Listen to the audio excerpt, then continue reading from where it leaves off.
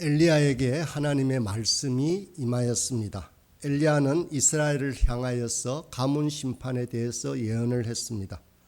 수년 동안 비도 이슬도 있지 않으리라는 예언이었습니다. 비가 부족한 중동 지방에서는 이것은 정말 가혹한 심판입니다. 나중에 아합이 엘리야를 만나서 한 첫마디가 이렇습니다. 이스라엘을 괴롭게 하는 자여 너냐라고 비난할 정도였습니다. 지진이나 역병이나 메뚜기 재앙과 같은 것은 단번에 끝나지만 가뭄 심판은 아주 오랫동안 지속이 되어집니다. 예언자 자신에게도 인내가 요구되어지는 큰 심판이라 할 수 있습니다. 오늘 말씀에서 엘리야는 가뭄 심판을 그렇게 예고하고 등장했다가 곧 퇴장하고 있는 모습을 볼 수 있습니다. 엘리야는 동쪽으로 가서 요단 근처의 그리 시냇가에 숨으라는 명령을 받습니다.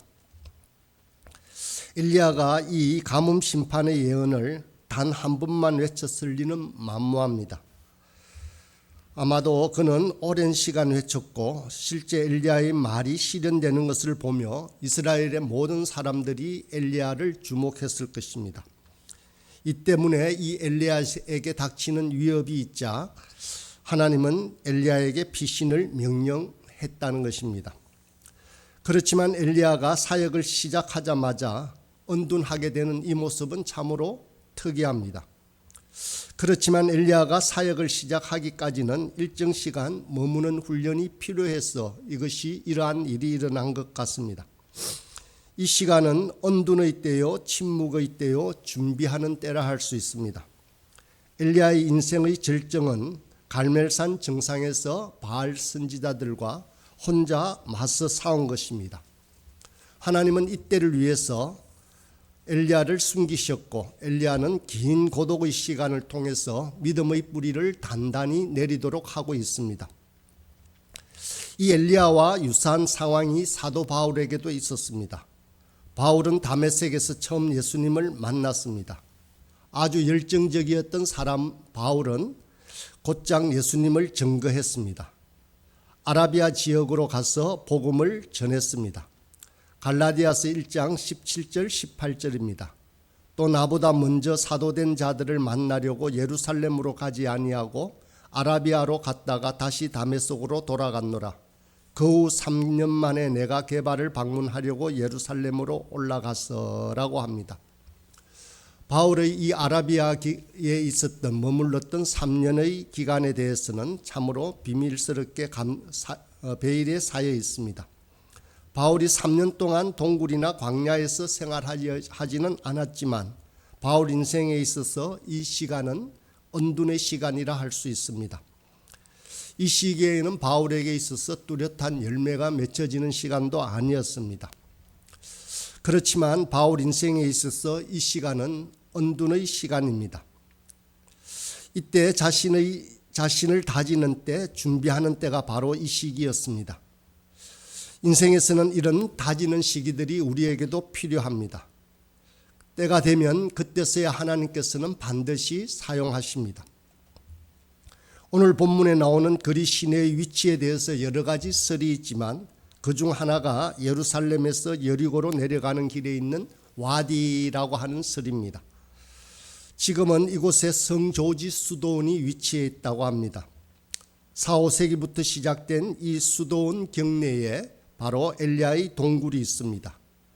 그리 시내가 이곳이고 엘리야가 까마귀로부터 음식 공급을 받은 장소라고 설명하고 있습니다. 이 수도원은 침묵의 수도원이었습니다. 조용히 하나님의 음성을 들어야 하는 곳이었습니다. 떠들어서는 자기 말을 크게 해서는 안 되는 곳입니다. 요즘에 있어서 드러나는 성과에 조급한 현대인들은 특히 소리의 종교가 된 개신교에서는 침묵이나 언둔의 가치를 그렇게 조금은 가볍게 취급됩니다. 침묵의 시간에는 하나님의 소리를 듣는 때입니다.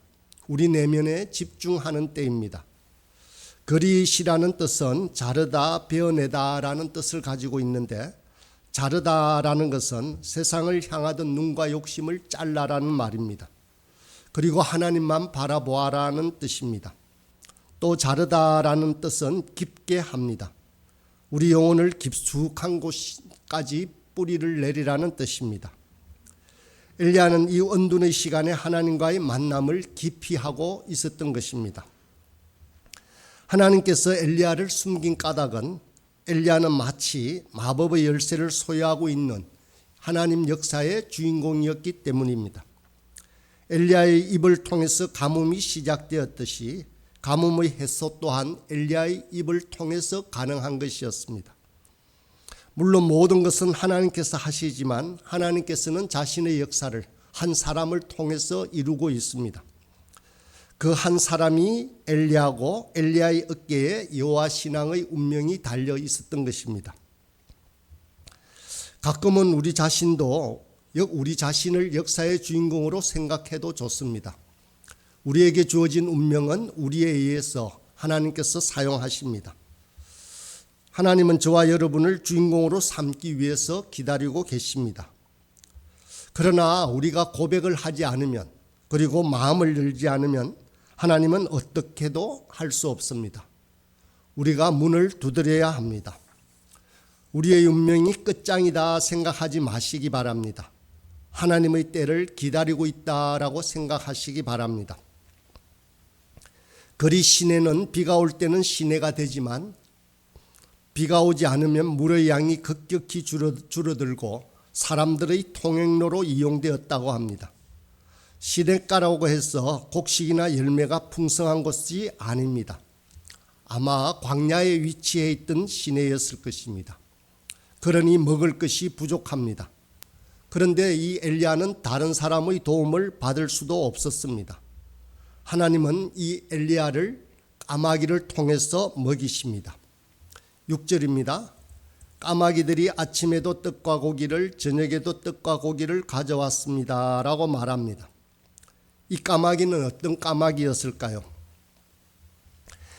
엘리야가 아침 저녁으로 먹었던 음식은 이스라엘 광야에서 먹었던 만나와 메추리와 흡사합니다. 하나님의 기적적인 도움입니다. 이것을 통해서 하나님은 사람이 떡으로만 사는 것이 아니요 여호와의 입으로 나오는 모든 말씀으로 산다는 것을 가르치십니다. 먹을 것 때문에 하나님의 말씀을 저버리지 말라.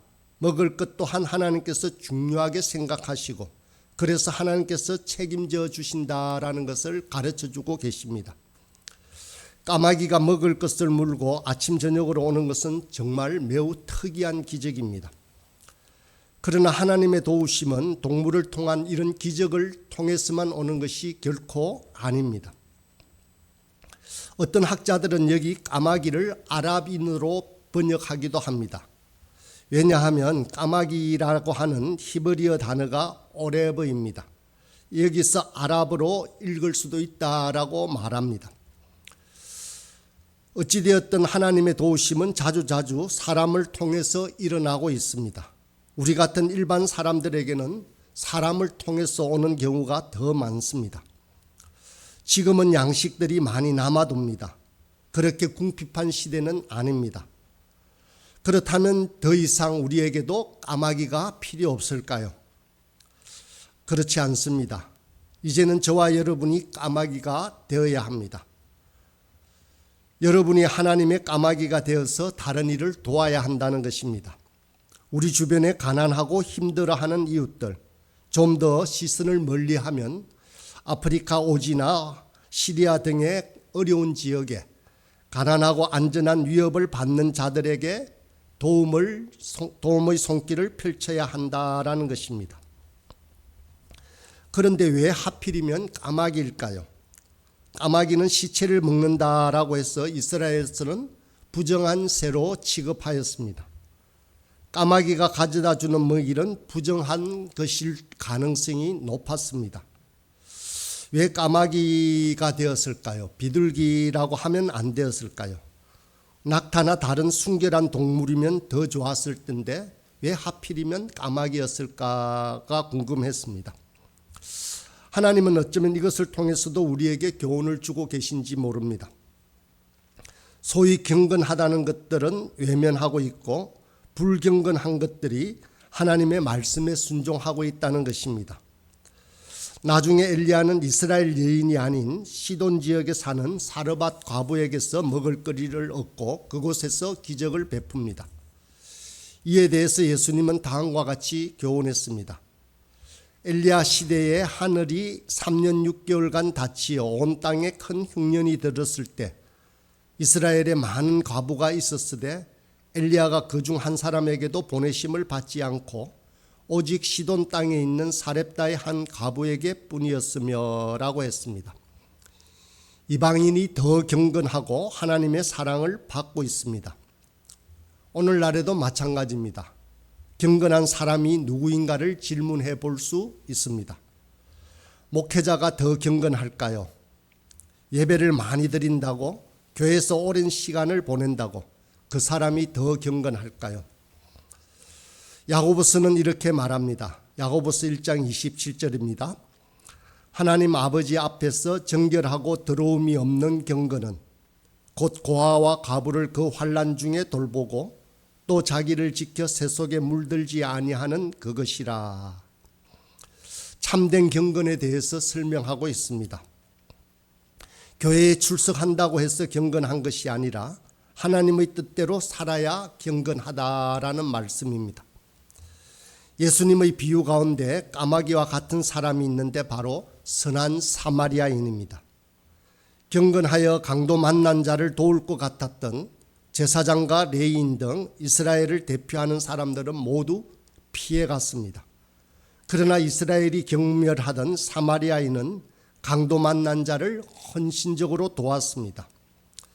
그렇다면 과연 누가 경건한 것일까요?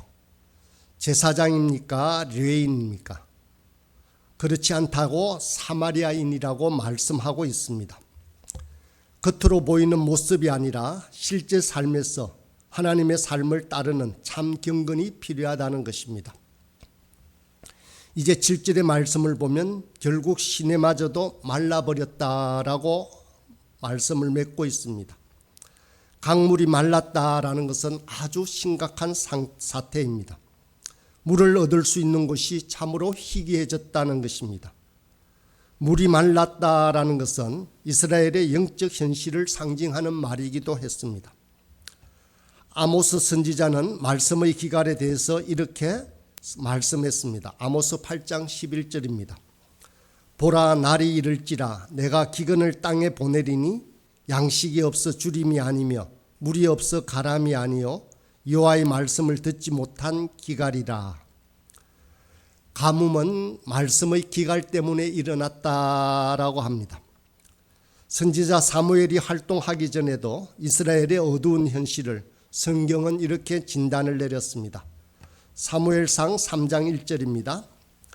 아이 사무엘이 엘리 앞에서 여호와를 섬길 때에는 여호와의 말씀이 희귀하여 이상이 흔히 보이지 않았더라. 말씀이 희귀해진 결과 이스라엘 국력이 약화되어 급기야는 여호와의 법궤를 블레셋에서 빼앗아오게 또 합니다. 우리가 살아가는 오늘의 모습도 마찬가지입니다. 말씀의 기갈, 말씀이 희귀해진 시대를 살아갑니다. 지금은 인터넷과 유튜브를 통해서 그 어느 때보다 많은 설교가 쏟아져 나오고 있는 시대입니다. 그런데 그것은 마치 바닷물과도 같습니다. 물은 물인데도 먹을 수가 없습니다. 홍수 때에 오히려 마실 물이 더 없습니다. 왜냐하면 다 오염되어 있어 위험하기 때문입니다. 오늘 우리의 상황이 그렇습니다. 아모스는 아주 사실적으로 우리에게 전해줍니다. 아모스 8장 12절과 13절입니다.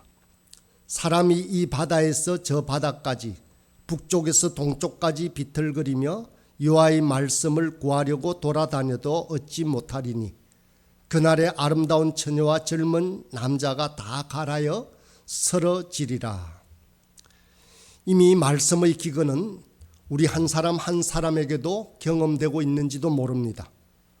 문자로 쓰여진 말씀이 아니라 삶으로 살아내는 말씀이 말랐다는 것입니다. 물질적으로는 부족하지 않은데 영적으로는 아주 빈곤합니다. 불안하고 허전합니다. 그런데도 그리스도가 우리의 빵이 되지 못하고 있는 상황입니다. 오히려 가난하고 힘들었을 때 영적으로는 더 풍요로웠는지도 모릅니다. 가난하지만 서로의 사랑이 있었고 희망이 있었습니다. 지금은 가뭄의 때입니다. 가만히 있어서는 이 가뭄과 기가를 해결할 수는 없습니다. 물을 찾아 나서야 합니다. 그래서 필요한 것이 행동이고 변화입니다. 물이 있는 곳으로 떠나는 것입니다. 우리가 물을 먹던 시내는 말랐습니다. 다른 시내에서 찾아야 하는 것입니다. 아니면 더 깊이 파 들어가야 합니다. 그러면 물이 반드시 있습니다. 그 물을 마셔야 우리는 살 수 있습니다. 그래서 주님께서 우리에게 약속하십니다. 누구든지 목마르거든 내게로 와서 마시라. 나를 믿는 자는 성경에 이런 것과 같이 그 배에 생수의 강이 흘러나오리라.